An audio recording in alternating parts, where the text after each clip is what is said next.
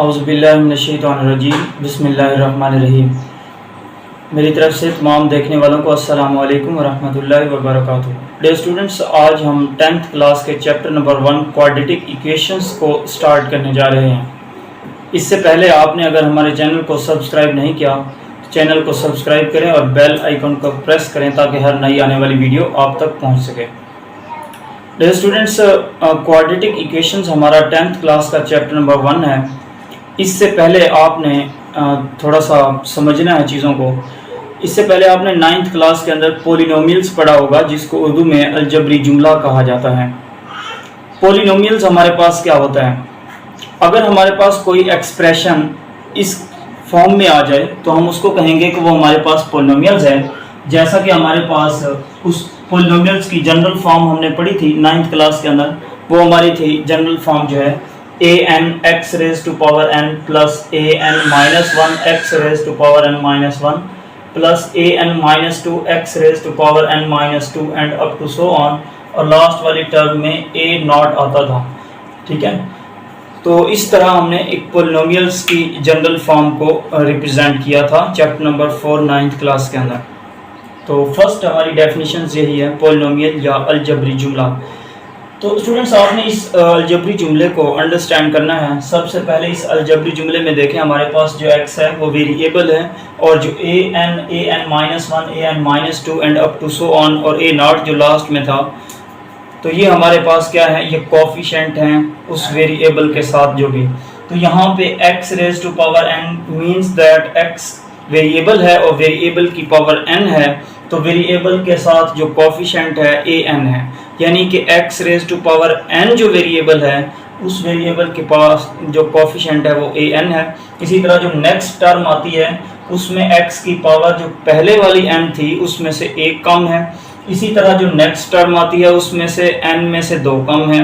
इसी तरह लास्ट वाली जो टर्म आएगी n में से n कम होगी, यानी कि x की पावर 0 होगी तो वो हमारे पास 1 होगी। इसीलिए सिर्फ हमारे पास कोफिशिएंट ही बचेगा जो कि n माइनस n होगा, तो वो a नॉट बन जाएगा। तो इस तरह हमने 9th क्लास के अंदर अलजबरी जुमला या हम पोलिनोमियल्स को रीड आउट कर चुके हैं। तो अगर मैं इसकी एग्जांपल्स दूं तो आप इसकी एग्जांपल्स देखें। अगर मैं ऐसा लिखूं 2x raise to power 3 plus 5x raise to power 2 plus 6x plus 9, अब मैं आपसे ये पूछूं कि क्या ये पोलिनोमियल्स है या नहीं है, तो आप सीधा सा ये देखेंगे क्या वेरिएबल की जो पावर है वो एक सीक्वेंस के साथ डिक्रीज हो रही है, पहले n फिर n minus 1 n minus 2 and up to so on. तो यहाँ पे हमने देखा 3 2 1 0, 9 के साथ x की पावर 0 है। ठीक है, जो वेरिएबल्स है उसकी पावर जो है एक एक कम हो रही है। अगर ऐसा है तो ये पोलिनोमियल है, it means that this is the polynomial. And हमने ये भी पढ़ा था कि अगर पोलिनोमियल की ज़्यादा से ज़्यादा जो पावर होगी वही उसका ऑर्डर होगा। अब यहाँ पे अगर आप देखें तो इसमें पोलिनोमियल की ज़्यादा से ज़्यादा जो पावर है वो n है, इसलिए ये n डिग्री का पोलिनोमियल होगा। ये हमारे पास पोलिनोमियल 3 डिग्री होगा क्योंकि यहाँ x की पावर ज़्यादा 3 है। तो स्टूडेंट्स, एक बात को आपने समझना है, अगर हम ऐसा करें कि किसी पोलिनोमियल्स के दरमियान इक्वलिटी का निशान लगा दें तो वही पोलिनोमियल्स हमारे पास क्या बन जाता है, इक्वेशन बन जाता है। जैसे हम इस पोलिनोमियल्स के इक्वल टू यहाँ 0 लगा दें तो यही पोलिनोमियल्स पहले n डिग्री का पोलिनोमियल्स था, अब हमारे पास n डिग्री की इक्वेशन बन चुकी है। इसी तरह हमारे पास अगर इस पोलिनोमियल की इक्वल टू 0 लगा दूं, इक्वलिटी का निशान लगा दूं, तो यही इक्वलिटी के निशान से ये 3 डिग्री हमारे पास क्या बन जाएगी, इक्वेशन बन जाएगी। तो इस तरह हम किसी भी पोलिनोमियल्स को इक्वेशन में चेंज कर सकते हैं। तो ये हमारे पास डिफरेंस हो गया कि पोलिनोमियल्स क्या होता है और हमारे पास इक्वेशंस क्या होती हैं। अब स्टूडेंट्स, आपने 9th क्लास के अंदर लीनियर इक्वेशन पढ़ी थी।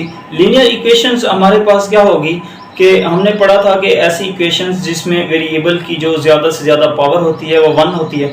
अगर किसी भी इक्वेशंस के अंदर वेरिएबल जो यूज़ हो रहा हो उसकी पावर ज़्यादा से ज़्यादा 1 हो तो वो हमारे पास जो इक्वेशंस होगी वो लीनियर इक्वेशन कहलाएगी।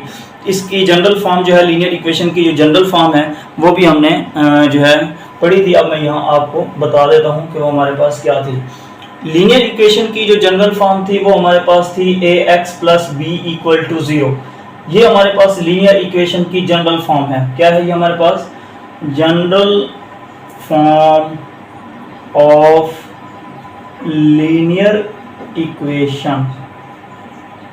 ठीक है, ये हमारे पास क्या है, लीनियर इक्वेशन की जनरल फॉर्म है। इसमें जो वेरिएबल है वो x यूज हो रहा है और इस वेरिएबल की ज़्यादा से ज़्यादा पावर कितनी है, 1 है। तो इसलिए हम इस इक्वेशंस को लीनियर इक्वेशन, या हम उर्दू में इसको यकदर्जी मुसावात भी कह सकते हैं।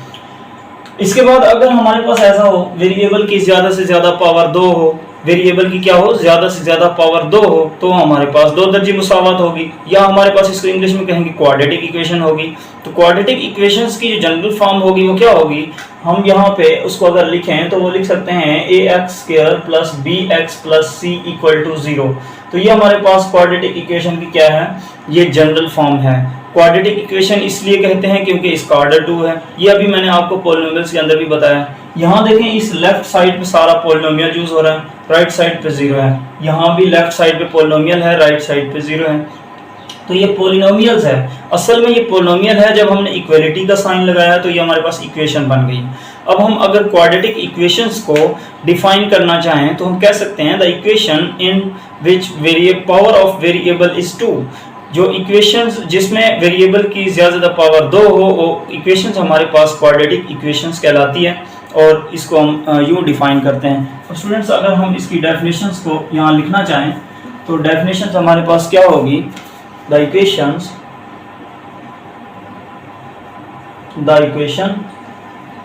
in which power of variable is 2, ठीक है, the is called quadratic equation. ऐसी सारी इक्वेशंस जिसमें वेरिएबल की ज़्यादा से ज़्यादा पावर कितनी होनी चाहिए, 2 हो, तो हमारे पास जो है वेरिएबल की पावर 2 वाली जो इक्वेशंस है वो क्वाड्रेटिक इक्वेशंस कहलाती है। उसकी जनरल फॉर्म जो है क्या होगी, जनरल फॉर्म ऑफ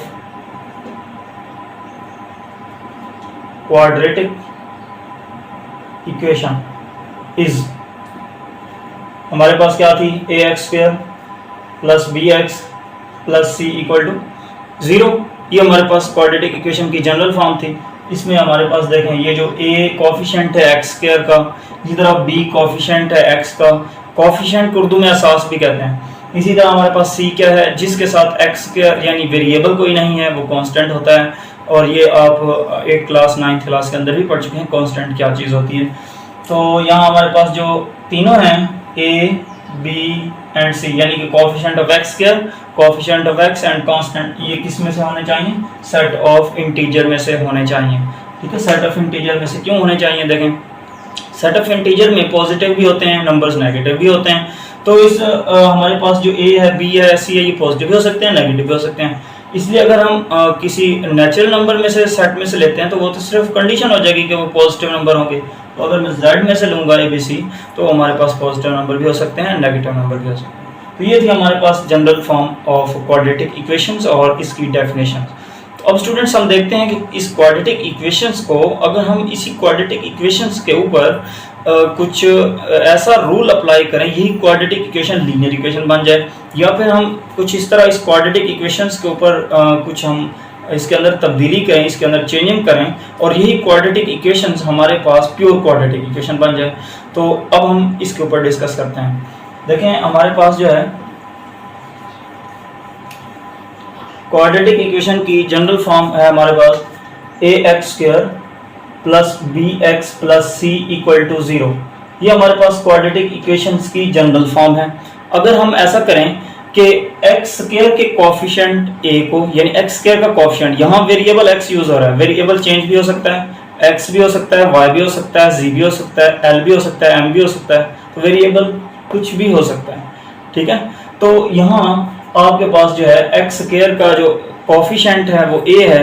अगर हमारे पास x² का कोफिशिएंट 0 होता है तो हमारे पास जो इक्वेशंस है वो फिर किस फॉर्म में आएगी। देखें यहाँ पे अगर हम लिखें कि इफ a इक्वल टू 0, अगर a हमारे पास क्या हो जाए, 0 हो जाए, देन फिर ये इक्वेशन हमारे पास कैसे बनेगी, यहाँ पे 0 आ जाएगा, 0 मल्टीप्लाई बाय x², आंसर आएगा 0, ये बनेगा फिर bx plus c equal to 0।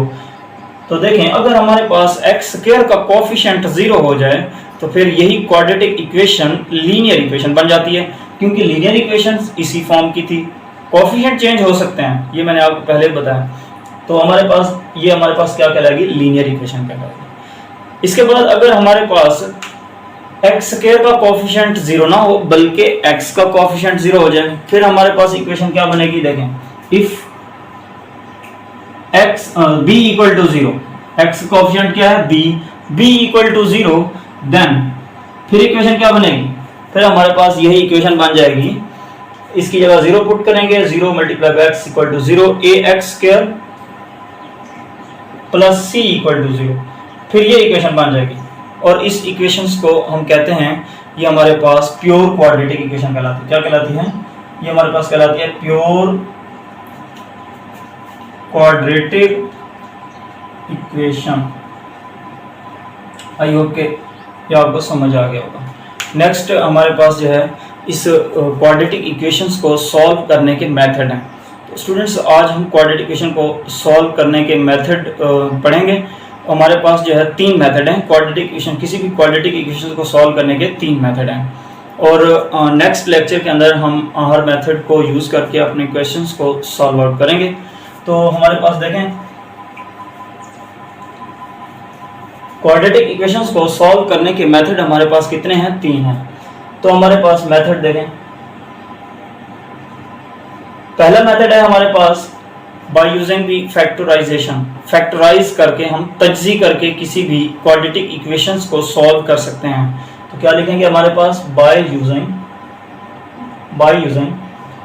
Factorisation, यानी इसको उर्दू में लिखें तो क्या कह सकते हैं, तज्जी के जरिए। ठीक है। नेक्स्ट हमारा जो है दूसरा मेथड होगा by using completing square, by using completing square. इसको उर्दू में कहते हैं तकमील मुरब्बा के जरिए। क्या कहेंगे इसको उर्दू में, तकमील मुरब्बा के जरिए। नेक्स्ट हमारे पास जो है थर्ड मेथड है बाय यूजिंग क्वाड्रेटिक फार्मूला, 2 दर्जी फार्मूला के जरिए। तीसरा हमारे पास मेथड क्या है, 2 दर्जी फार्मूला के जरिए। तो इन 3 मेथड से हम किसी भी क्वाड्रेटिक इक्वेशंस को सॉल्व कर सकते हैं। तो आई होप आप लोगों को आज का लेक्चर जो है अच्छे तरीके से समझ आया होगा। अभी भी किसी तरह का क्वेश्चन हो तो कमेंट सेक्शन में ज़रूर बताइएगा। नेक्स्ट लेक्चर में इंशाल्लाह हम 1.1 के क्वेश्चन नंबर 1 को हम सॉल्व करेंगे। उसके बाद हम इस तरह आज से स्टार्ट कर रहे हैं 10th क्लास। तो आपने हमारे चैनल को सब्सक्राइब करना है और वीडियो को लाइक करना है, ताकि बेल आइकॉन को भी प्रेस करना है ताकि हर नई आने वाली वीडियो आप तक पहुंच सके। इंशाल्लाह नेक्स्ट लेक्चर में मिलते हैं, तब तक के लिए अल्लाह हाफ़िज़। अस्सलामु अलैकुम व रहमतुल्लाहि व बरकातुहू।